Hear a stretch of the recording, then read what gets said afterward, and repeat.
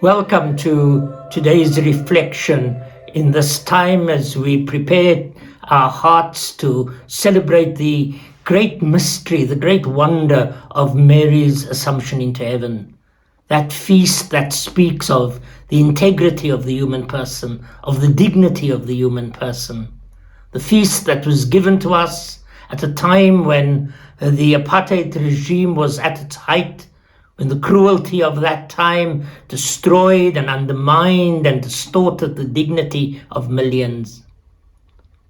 We gather in a time when that dignity is still being undermined by poverty, being undermined by the vestiges of racism, being undermined by gender violence, being undermined by corruption. And in these times, heightened in the last few weeks by the violence in parts of our country, heightened by the ongoing pandemic, we are called again to look at that dignity that is at the heart of everyone's existence and everyone's sense of honor. I'd like to share with you words you know very well from Luke's Gospel as a starting point for our reflection. I'd like to read to you from the Magnificat, that song of Mary that the Church sings over and over again, at least every evening in its evening prayer. A song which speaks of social justice and hope for those who are marginalized. May I read the verses of Luke that speak particularly to that? He shows mercy to those who honor him. He has stretched out his mighty arm and scattered the proud with all their imaginations. He's brought down mighty kings from their thrones, and he has lifted up the lowly. He has filled the hungry with good things and sent the rich away empty. He has kept his promises to his ancestors and has come to the help of his servant Israel. It's interesting that the Church sings that and prays that every single day, and in doing so reminds us of two things.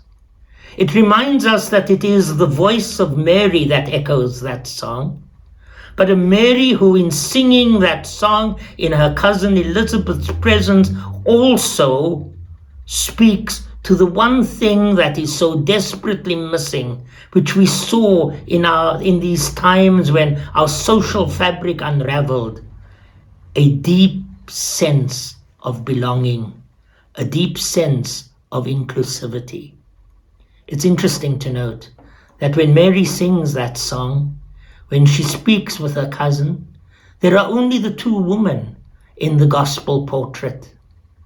Normally in gospel portraits, it's interpreted by the strong, by men, by institutions, by people who are powerful.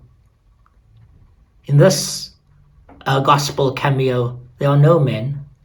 There's no institution, religious or otherwise. It is just these two women who are brought together in the most unusual of circumstances. And alone, when their voice has a chance to resonate, they sing their own songs. They find their agency. They find their own words. And as we look forward to this feast of dignity and this feast of integrity, our prayer is also that those who are so often silenced, those who are left out of the conversations, those who have no say in how their future develops, those who have little sense of bringing the importance and the depth and the wisdom of their own experiences to any kind of public domain, that voice of Mary's will be a sign of hope for all people who feel excluded. A sign of encouragement to remember when they feel most alone and furthest from the power structures, that they too belong. Mary offers us a sign of hope for belonging. The second point I want to make is that, and I want to take us very quickly to John's Gospel, to the second chapter of John, to that wonderful story of the wedding of Cana, where Mary identifies needs, where she identifies that the dignity of that couple that are being married would be stained, that would be undermined if the one thing that was necessary for a celebration, wine, was not present, if there was an insufficiency. And so with great courage, counterculturally, she names the thing that is needed. She has the courage to name and to say, they have no wine. And in our times, there are many who, like that couple at the wedding, feel and know and understand and experience that the one thing that is necessary to give their lives dignity, to shore up their integrity, to offer them a future and hope, is missing. And we have to follow Mary's example. We have to say, maybe not that they have no wine, but that they have no water. They have no sanitation. They have no homes. They have no classes for their education. They have no human rights.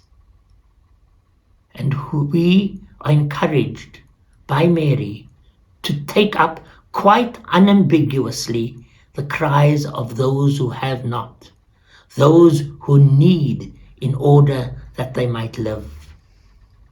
And so on this feast, as we celebrate it amidst the tensions of our country, as we celebrate it amidst the background of an ongoing pandemic, we have the confidence. The feast gives us the deep sense of conviction that we too have to stand up and allow the voices that are often silenced and excluded to find their place at the table of the creation of a future. And we, like them, have to shout out what is needed. We have to lend our voices in solidarity to those cries and those pleas. And may Mary help us to live that integrity and restore that dignity for ourselves and for all of our broken world. And so God, help us to be such. In the name of the Father, and of the Son, and of the Holy Spirit. Amen.